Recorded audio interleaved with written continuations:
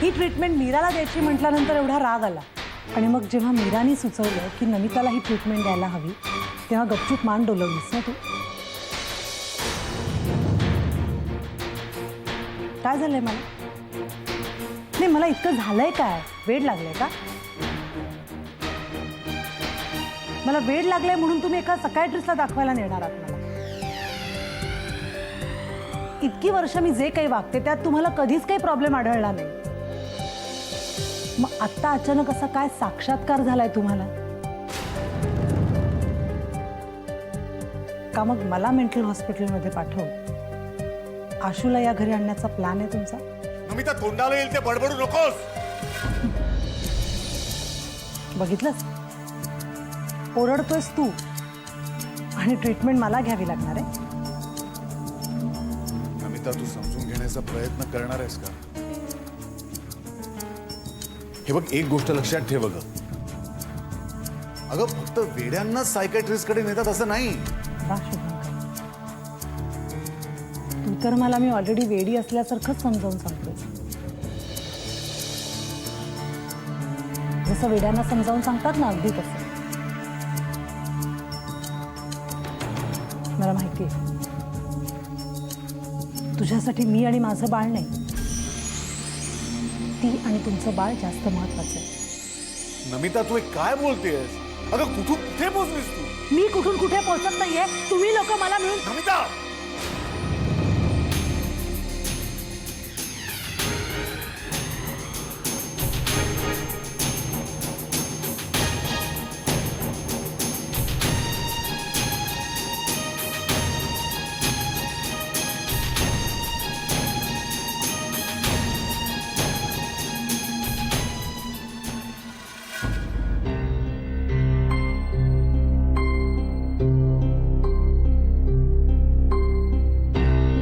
बस झालं समीर, आता बस झालं. मी माझ्या परीने तुला खूप समजावलंय. आफ्टर ऑल हे तुझं आयुष्य आहे, निर्णय तुलाच घ्यायचा आहे. पण हा निर्णय तुझ्या आयुष्यातला सगळ्यात महत्त्वाचा निर्णय आहे, हे मात्र विसरू नको. आणि आशूसाठी जीवन मरणाचा. मी कितीकडे चाललोय. बाय.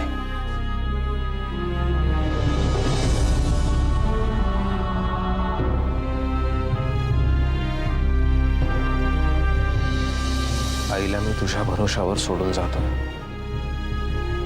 आजपासून 1 वर्ष तू आईचा मुलगा. आमच्या बाळाची सरोगेट मदर होण्यासाठी तयार झाली आहे ती,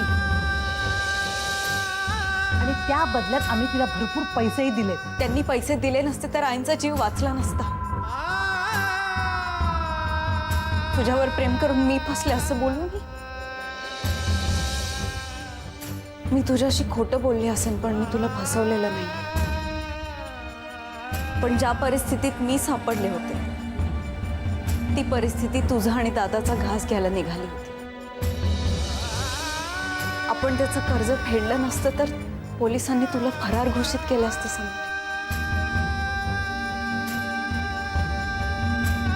आणि त्याच वेळेला आईंनाही हार्ट अटॅक आला. पण हाच प्रयत्न या किटीने केला होता, त्यामुळे माझं काय मत होतं हे माहिती आहे ना तुला. तरी सुद्धा मी तो पर्याय स्वीकारला, कारण मला तुला आणि दादाला या सगळ्यातून वाचवायचं होतं. पण तिने ह्या सगळ्या गोष्टी फक्त आणि फक्त आपल्या सगळ्यांच्या भल्यासाठी केल्या. तू तिला समजून घ्यायला हवं सर.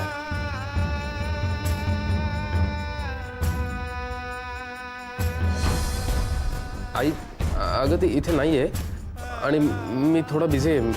मी कामात आहे. नंतर करू का फोन? कळलं समीर, माणसाला खोटं का आणि कशासाठी बोलावं लागतं. मी तुझ्याशी खोटं बोलली असेल, पण मी तुला फसवलेलं नाही. आशूने इतका त्याग करावा तितकी तुझी लायकी नाही समीर. आमच्या बाळाची सरोगेट मदर होण्यासाठी तयार झाली आहे ती, तरी सुद्धा मी तो पर्याय स्वीकारला. आणि त्या बदल्यात आम्ही तिला भरपूर पैसेही दिले. त्यांनी पैसे दिले नसते तर आईंचा जीव वाचला नसता. माणसाला खोटं का आणि कशासाठी बोलावं लागतं. मी तुझ्याशी खोटं बोलली असेल, पण मी तुला फसवलेलं नाही. तू तिला समजून घ्यायला हवं सर.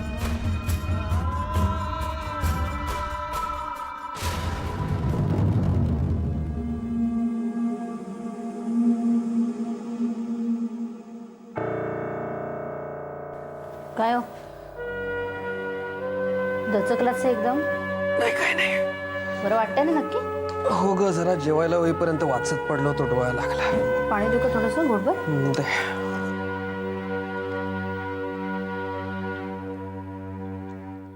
नक्की बरं आहे ना तुम्हाला? होय. है ना, असल्या नोकरीची सवय नाहीये तुम्हाला, दुसरं काय नाही. गाडा चालायला हवा ना आपला. पर्याय आहे का दुसरा आपल्या पुढे काही? पण मग दचकलाच आहे. अश्विनीचा विचार करते ना? अंजू, मी तिच्याशी बोलत नाही याचा अर्थ असा नाही ना की मला तिची काळजी वाटत नाही. त्यात आता तो समीर आलाय म्हणजे काय, आणखीनच ओझं वाढलंय तिच्यावरचा. इतकी तिची काळजी करताय, तिची सारखी आठवण येते, मग कशाला एवढा हट्ट करताय? बोला तिच्याशी. आपण तिला परत घरी घेऊन यायचं का? इथले लोक काय बोलतील ना, त्यांना आपण काय उत्तर द्यायचं ते नंतर ठरवू. आणूया घरी तिला. नाही अंजू, माया आहे पण त्या मायेमध्ये आता आमच्या दोघातलं अंतर काटण्याची ताकदच उरलेली नाही. औषधं घेऊन येते तुमची. वेळ झाली ना औषधाची.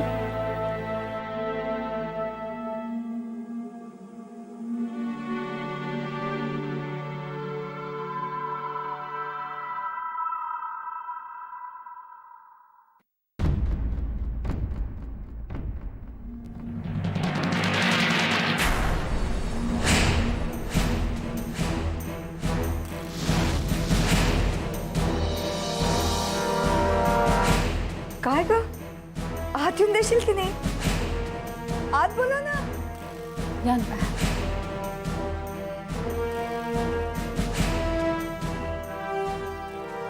आशू कुठे आहे?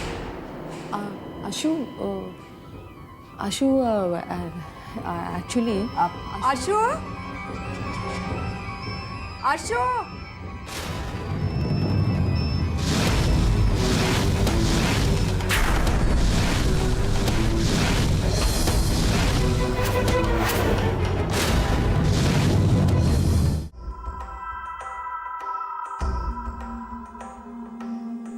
आशू काय आहे सगळं? काय हे सगळं? किटी काय आहे? तुम्ही दोघं बोलत का नाही आत? आशू काय आहे सगळं? काय आहे? कुणाचं आहे हे मूल? कुणाचं आहे हे मूल? कुणाचं आहे? ते मूल माझं आहे.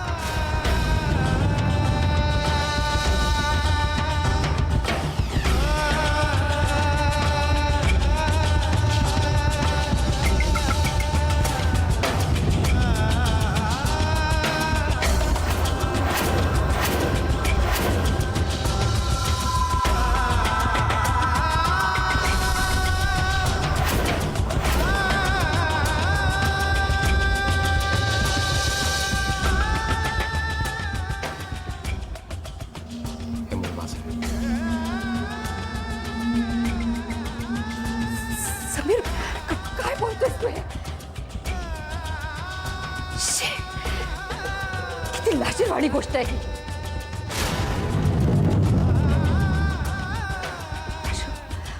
आशू खरं सांगतोय?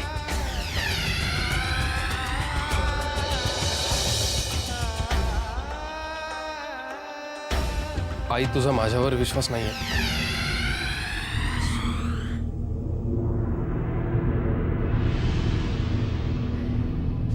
समीर,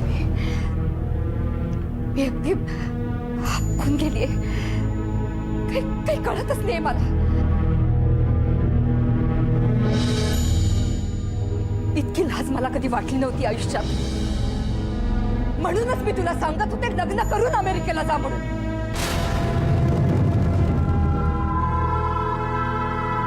काय ऐकलंस तू?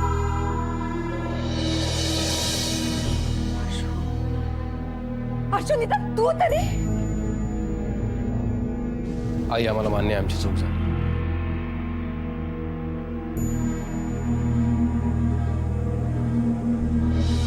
आणि आम्ही आता लग्न करतोय.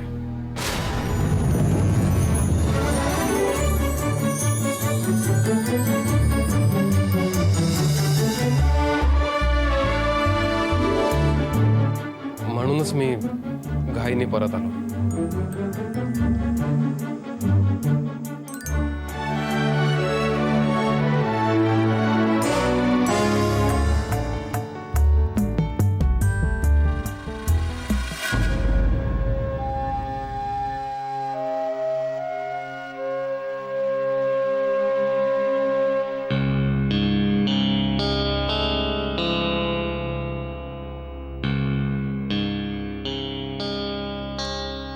नीता, पुन्हा एकदा जरा शांतपणे विचार कर. अगं, एकदा त्या सकायट्रिस्ट कडे जाऊन याला काय प्रॉब्लेम आहे? मी तुला सांगते शुभंकर, मी व्यवस्थित आहे, नॉर्मल आहे. अगं, माझं असं म्हणणंच नाहीये की तू नॉर्मल नाही आहेस, काहीतरी प्रॉब्लेम आहे तुझ्यात. फक्त एकदा आपण त्याला शुभंकर, तू या विषयावर बोलूच नकोस. तुला माना मीराला काय म्हणायचं याचा अर्थ मला व्यवस्थित कळतोय, आणि म्हणूनच मी पुन्हा एकदा सांगते की मी व्यवस्थित आहे, नॉर्मल आहे. तुला आता माझे विचार कुठले पटतच नाहीत, कारण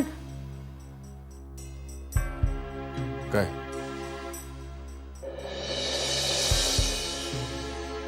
कारण आपल्यातलं प्रेम संपलंय,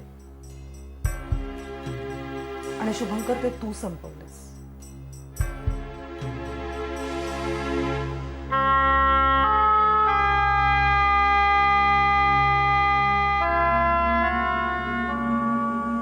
आई, आता आम्ही लग्न करतोय ना, आणि तूच जर का पाठीशी नाही उभे राहिलेस तर कसं चालेल? काय बोलतेस तू हे समीर? अरे तू काय केलंयस याची जाणीव आहे तुला?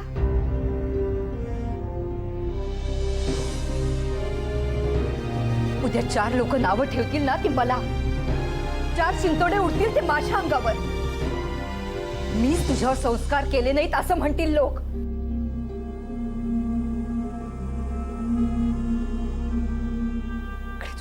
तुझ्या बापाच्या मागे एकटीनं कष्ट करून तुला वाढवलं ना, हे विसरतील रे सगळे.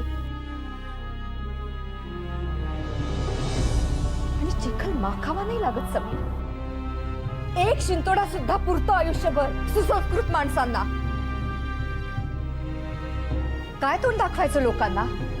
लग्न आणि बारसं एकाच दिवशी म्हणजे विधींची चेष्टाच की रे.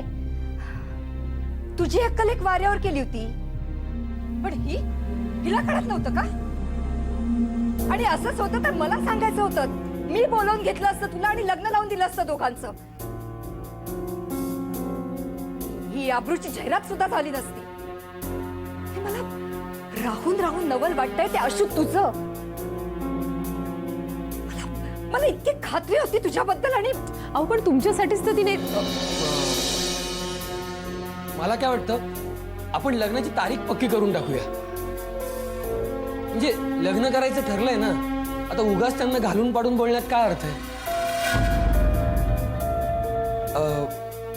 आपण असं करूया, आपण माझ्या घरी जाऊया, मस्तपैकी जेवण करूया आणि मग आराम करूया, आणि जे काही डिस्कस करायचं असेल ना ते उद्या करू. काय बोलणार आता? इतकं सगळं घडून गेल्यावर माझ्या बोलण्याला काही अर्थही नाही आणि किंमतही नाही. आणि मला सांगा, हे सगळं घडलं कधी?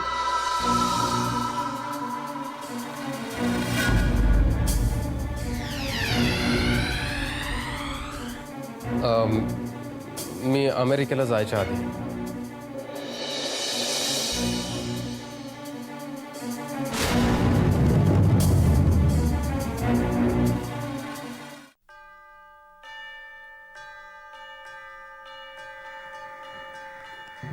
तुलाच थोडा अधिक संयम ठेवायला लागणार आहे शुभंकर. खूप नाजूक हाताने हाताळावं लागेल हे सगळं प्रकरण. आणि हेही तितकंच खरं आहे की ती अश्विनीशी जशी वागली ना, त्यामुळे आपण अधिक कडवट झालोय रे तिच्याशी. तिचं कौतुक करण्याची इच्छाच गेली आपली. पण आपण तसा प्रयत्न करायला हवाय शुभंकर, तरच ती थोडीशी शांत होईल. आपणच थोडं व्यापक विचार करूया. जोर जबरदस्ती करून तिच्यावर मानसोपचार नाही करता येणार आपल्याला. आणि या दिवसात तिची मनस्थिती शांत राहणं खूप महत्वाचं आहे. त्यामुळे मला असं वाटतं की आपणच थोडं तिच्या कलाने घेऊ. आणि तुला सांगू का, ह्या सगळ्या घटनांनी तीच खूप त्रस्त झाली आहे रे.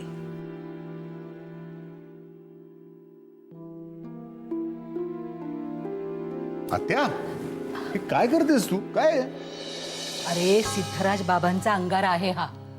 लवकर गुण येतो त्यांनी. आत्या प्लीज, हे बघ, या अशा अंगारा वगैरे गोष्टींवर माझा विश्वास नाहीये. आधीच माझं डोकं गेलं तर हे नको आणखी. हे बघ, तुझं डोकं शांत होण्यासाठीच अंगारा आहे हा. काय झालं? एवढं काय त्यात? लावून घे की अंगारा. मला माहितीये तुझा या कशावरही विश्वास नाहीये, पण आत्या मोठ्या आहेत, किमान त्यांचा मान राखण्यासाठी तरी. आत्या लावा अंगारा तुम्ही. लावा.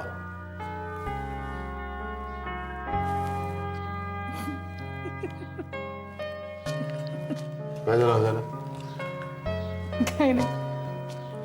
लहान मुलांना शाळेत जाताना परीक्षेच्या वेळेला जबरदस्ती अंगारा लावल्यावर त्यांचा चेहरा कसा होत असेल तसा चेहरा झाला. काय नमिता. आत्या ती यादी केली ती दाखवतो. हो चल आपण जाऊया.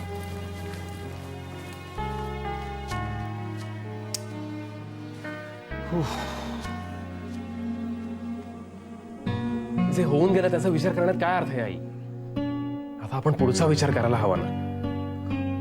आई जाऊ दे ना, तुम्ही चला घरी. समीर येईल नंतर. चला. हो करेक्ट. मी सुद्धा येते तुमच्याबरोबर. नाही चल चल, कारण तूच आता आम्हाला घरी ड्रॉप कर. Yes correct. आई आई चला चला ना.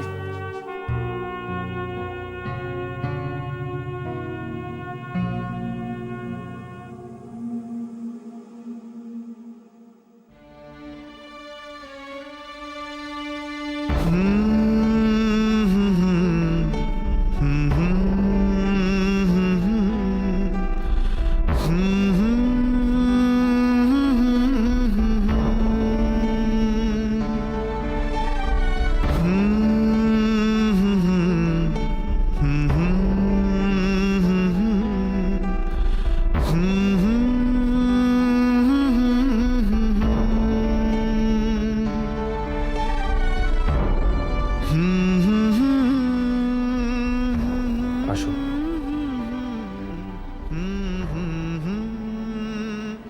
हे येडू,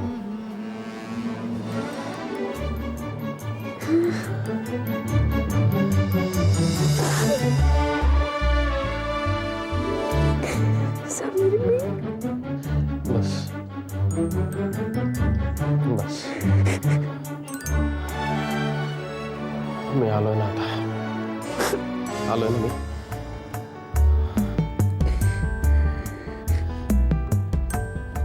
खूप वाईट वागलो ना ग मी. मीच तुला न सांगतात. नाही ग, काही बोलू नकोस.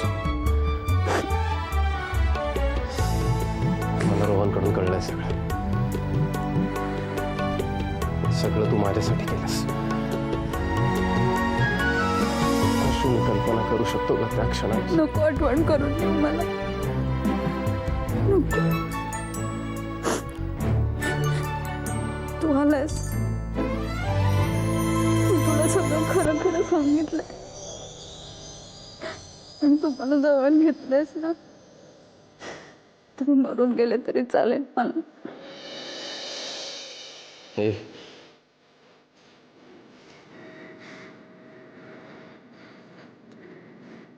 आता कुठे आपल्या आयुष्याची सुरुवात झाली आहे.